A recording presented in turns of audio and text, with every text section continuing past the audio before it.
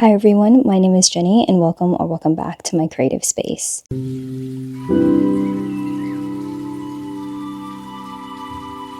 Today is Saturday and I wanted to start a cute little weekend reading vlog, and I thought I would take you along while I read some books that I have out on Libby and that need to be returned to the library soon. So with that, I will go ahead and make a matcha first and we can sit down, get ready together while I tell you about the books that are on my reading list this weekend.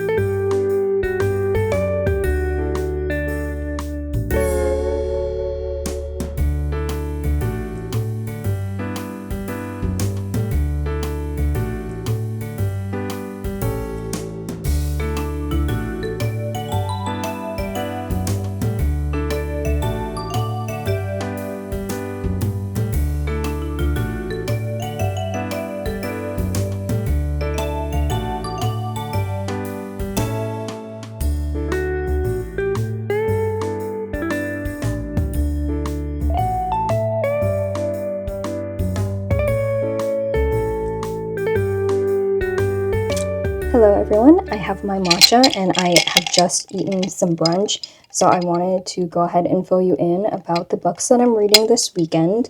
The first book that I have and that I actually started last night is Between Friends and Lovers by Shirlene Iwobi. This one I have out as an audio book as well from my local library, so I want to get that completed so that I can send it back because yesterday I looked at my audio copy and there's somebody else in line behind me, so I want to read it quickly so that that person can also have access to the book. And I also have The Maid and the Crocodile by Jordan E. Flecko. That one I started a few days back. I got to 10% and I felt a little bit iffy about my footing in the world, as I actually didn't realize that it was in the same world as Raybearer and Redemptor. So I am putting that on pause and reading Redemptor, which is the finale in the Raybearer duology. I have not yet read that, so I want to complete that out and see if any of the bigger events impacts the kind of mythos of the world for The Maid and the Crocodile, because in that book we talk about gods, and I don't know if Redemptor kind of talks and clears up a lot more about that mythology in there. So those are the two main books that I want to read, and if I'm feeling like extending this weekend reading vlog, I will go ahead and read the entirety of The Maid and the Crocodile and let you know about that. The first book that I am reading is Between Friends and Lovers, and that one I actually got to 20% last night. I will say that it is quite a quick read, and I do enjoy that we're having a dual POV moment. I really do like that in a romance and getting to see the perspective of our two main love interests. Basically, what this book is we're following Josephine, who is a doctor, and she kind of tells us from the very beginning of the story that she has to navigate her life quite differently as a Black woman in the medical field, and how she has to kind of act and present herself much differently than maybe she might want to in order to be kind of more palatable for her white counterparts.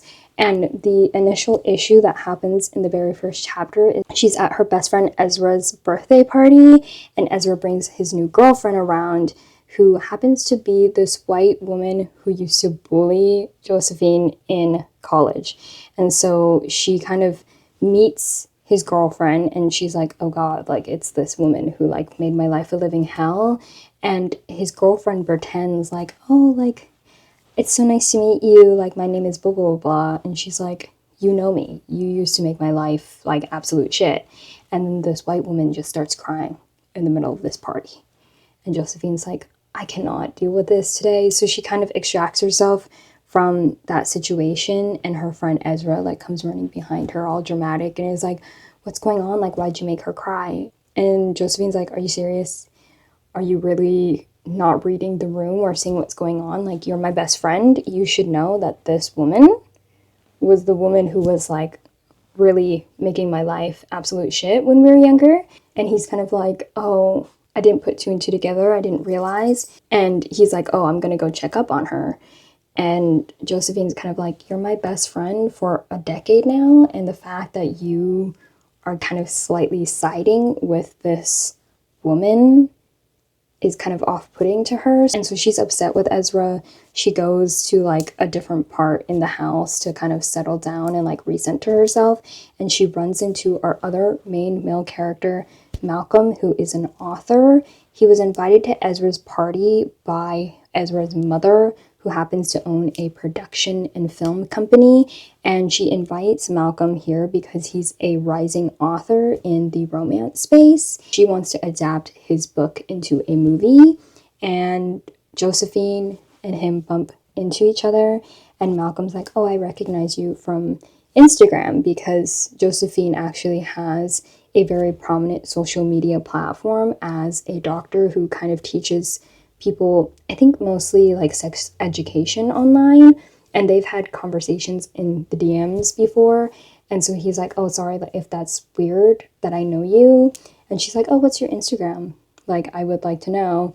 And she kind of finds out that they've been having deeper conversations on the social media platform than she like knew, because his profile picture isn't his face. And she's kind of like, oh my gosh, like we kind of have this connection. And she also sees him and is like, he clearly is very attractive. She's been pining after Ezra for a decade at this point. She's 29, and she's like, maybe this very handsome author man can help me with my issue here. And so at the part that I ended at yesterday, she is having a little dinner date with Malcolm, and we're going to see where it goes.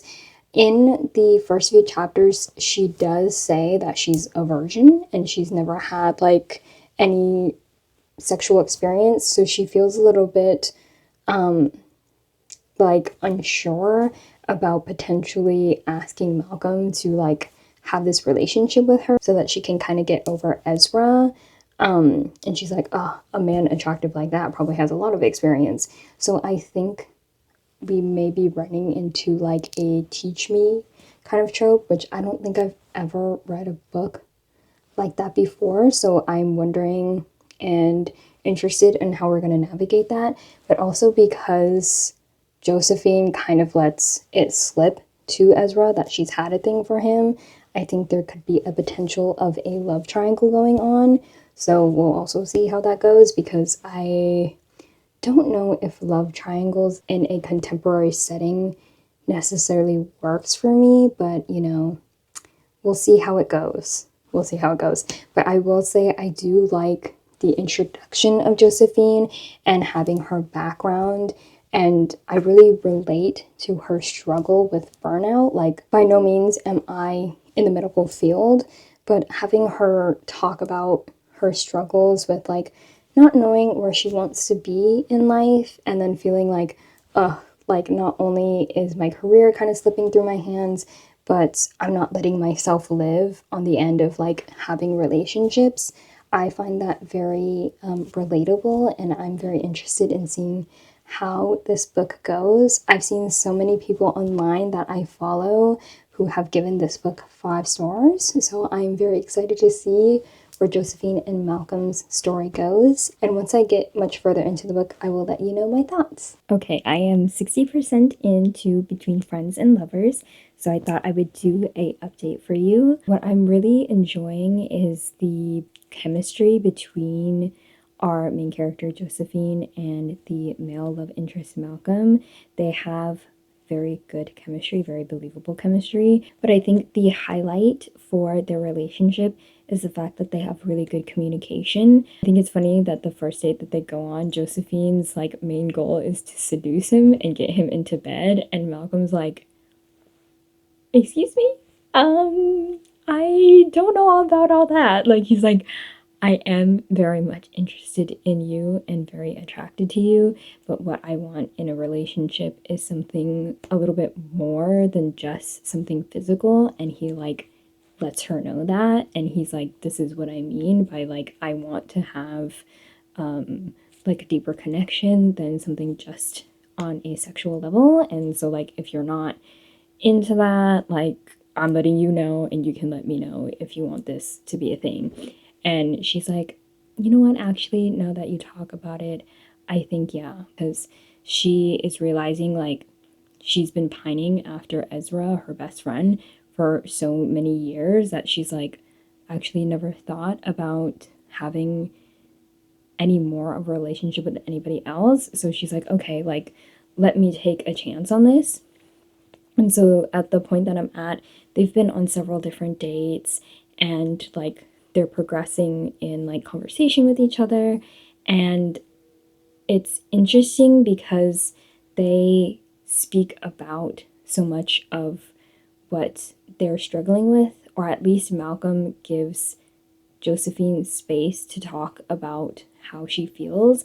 And so there's a point where he feels their relationship is progressing, and she herself is like, I am afraid of having this relationship go any further because I view love and romantic relationships very complexly. Like, she's never seen a healthy romantic relationship on her end. Like, her father was never in her life, and her mother, she has a complicated relationship with her. Not even a relationship, actually. Like, she just doesn't have any bond between her and her biological mother. And like, one of her best friends has gone through a very messy divorce, and she just sees so many young women reach out to her on her platform, and they talk about how like their partner love bombed them, and they have experienced abuse from somebody that they believed loved them. And she like says that all out, and Malcolm's like, hold the brakes, thank you for letting me know that. I want to move at the pace that is most comfortable for you, and I am aware of the assumptions that you have in relationships, and the fears that you have are valid, but I also want you to allow space for me to prove to you that I am not those negative assumptions that you have or have experienced. And so I really enjoy that between the dynamic between those two. But I don't suspect there's going to be a love triangle. It seems like that is the assumption that there might be, and I think Malcolm himself is assuming that there could be. But just from on page, the type of chemistry and dynamic that is going on between Ezra and Josephine, and then Josephine and Malcolm, it's like so completely different that I'm like, I'm not scared that there is going to be a love triangle in this situation. But all that to say, I am having a good time. I really like our main character kind of navigating and figuring out what she wants and being very open about being fearful as like a very independent woman, finding herself, potentially finding someone that she can trust romantically and like letting her guard down. I find that to be very relatable, and I enjoy that exploration that's going on in this book. And I can definitely see why this is a book that is people's favorites, because like I'm reading these sections and I'm like, Josephine, that was a little too real for me. A little too real for me. And then also Malcolm is just such a sweet cinnamon roll character. And just getting to see these characters go through their own situations, despite like some of them having a little bit more privilege than Josephine, like we still get to see the complexities of them in relationships outside of like their relationship with each other. And so I really enjoy that. I am going to go ahead and finish out this book today. I do have a dinner tonight with my friends, so I don't know how much more I'm going to get read before I go out, but definitely tonight I will 100% be able to finish this book and then be able to start on Redemptor next. I'm so excited to go back into the world of Raybearer and see my cutie little baby Tarasai and all her friends in that world. So I'm gonna get going now, gonna read a little bit more and then get ready to go have some yummy dinner. Okay, so last night I finished Between Friends and Lovers, and I had a really good time reading the book. I really enjoyed the dynamic between our main character, Josephine, and Malcolm, and I also liked the fact that they had very good communication despite Josephine's kind of trauma having her pulled away from him at times. I really enjoyed that Malcolm was somebody who showed Josephine, like time and time again, that he was somebody she could trust and feel safe with. And there was a part in the book that had like a caretaking scene. And one thing about me in contemporary romance, I really do love a caretaking scene. And after sitting on the book overnight, I think that I can confirm that it is a 5-star read for me, which is really great. Because I hyped it so much in my head, I was worried that maybe I wouldn't enjoy it as much, but no, it really hit the mark for me. I really enjoyed it, and it kind of reminded me a little bit of Just for the Summer by Abby Jimenez, where our main character is like a medical professional. She is feeling a sense of burnout, but also she has this very complicated dynamic with her mother. We just have a main male lead who has a lot of good communication and understanding and empathy towards our female main character. And I think if you like Just for the Summer, that you should definitely pick up Between Friends and Lovers. I think the handling of the mental health representation was done really well, and our character acted in a way that was very reasonable and understandable. And also, just getting to see this perspective from a woman who is 29 years old and just figuring out her life, not only career wise, but also within relationships, was something that was really relatable to me. And I really enjoyed the reading experience. So, I am glad that I have a 5-star read for this vlog. The next book that I'm picking up is Redemptor by Jordan E. Fleco. I'm not going to go in too much detail since it is the second book in the duology, and obviously if you've not read Raybearer, I don't want to spoil that, but the basic concept of Raybearer is that our main character, Tari Sai, she is being put into this kind of test to see if she can be in the Crown Prince's inner circle. In this world, the Crown Prince has, I think it's like a circle of 13 or whatever, and her mother has tasked her that once she gets close to the Crown Prince and gains his trust, that she needs to kill him, which honestly was quite a shocking plot point that is told to you in the synopsis. But I really enjoyed the exploration in themes. Despite it being YA, it was very intriguing. And honestly, a part of me wishes that we got a little bit deeper into the darker plot points in the book. But it definitely leans younger on the YA scale, so I understand why it didn't get so dark. But in Redemptor, we're just following Tarasai as she grows further into her position in this kingdom, and I think she's going on a sort of quest and mission on this one. So I'm very excited to see the character growth that Tarasai has in this book. And if I have any further things to say once I get started with the book, I'll go ahead and let you know. I'm 50% into Redemptor, and I thought that I would do a check-in for you. I'm not going to go too in detail, obviously, because it's the second book, but I'm really enjoying the exploration and the building of these characters. Definitely from book 1 to book 2, they are aged up a little bit. I think they're in their teen years, so we're following more as these young people are growing into their position as leaders in this world. And one thing that I really liked about Raybearer that is being expanded upon in Redemptor is the discussion of relationships and the importance of different types of relationships, specifically surrounding love. One of the other main characters, Dio, is talking about how love is very important, but there's so many different forms of love, and I like that exploration and getting to see them growing and understanding the importance of having people to support you in your struggles in life, and getting to see them blossom as leaders is such a nice thing to read about. I also really enjoy the exploration of discovering one's sexuality in here.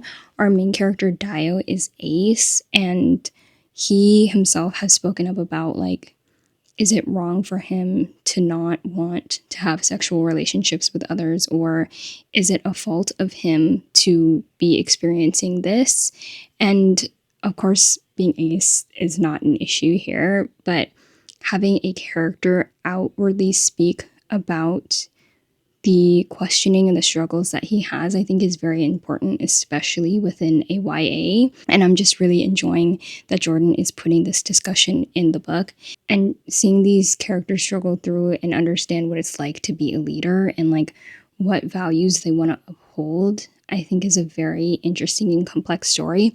I do think that we could go a little bit deeper, but given the age range of this book series, I understand why it's not going as deep as it could be, but I think this is definitely something I would suggest readers of any age really to read.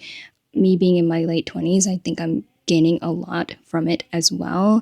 So, this is one of those reads where I'm like, you could give it to a younger child in your life and they would gain so much. And even me, as somebody in my late 20s, I am gaining a lot of things from this as well. But yeah, I'm going to go ahead and continue reading and finishing out this last book here. I don't think I'm going to be able to have time to start up Made in the Crocodile today, so I think once I'm done with Redemptor, I'll go ahead and close out this vlog and keep it kind of short this time around. Yeah, can't wait to see how it ends up, and I hope that this one is just as positive as a reading experience as I've had with Between Friends and Lovers. Hello, so I am here to give you an update on Redemptor. I have completed this book and I had a really great time with it, but I do kind of wish that this series had a third book so that we could have a little bit further exploration of certain plot points that were in here. I don't want to go like too in detail again because I don't want to spoil the book, but I think still, despite it being a little bit short, I think there's a lot of merit and a lot of great character building, world building, and just writing in general that is between these pages. And so I highly recommend that you pick up this series because it's quite a quick read. But I think Jordan Infleco just has such a vivid and lush world, and I think it is such a great and enriching read to pick up. So if you haven't yet, I highly suggest that you do pick it up. I will say that I would be really, really interested in seeing Jordan Infleco write an adult novel, and maybe it could be in the Raybearer world or it could be completely different. I do like the way the author builds characters and just how diverse and how much is being spoken in these pages could really, really have a lot of meat and grit in an adult fantasy novel. But for this being YA, I think it's probably one of the most diverse YA books that I have read in a while, and the magic system in here, the politics in here is all so great, and I'm happy that I decided to add this on my TBR. It wasn't something I was planning to read this month, but I'm glad that The Maid and the Crocodile kind of pushed me to read this book and finish out the duology, and it was just so nice being back with some of my favorite characters from Raybearer. So that is a wrap for this. I think I'm between like a 3.5 and a 4.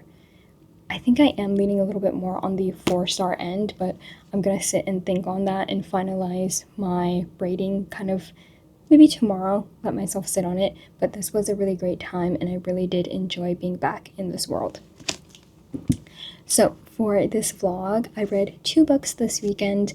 I read Between Friends and Lovers by Shirlene Buobi. That was a 5-star romance. I had such a great time. And I loved getting to read about Josephine and her finding safety and solace within herself, within people around her, but also within a romantic relationship as well.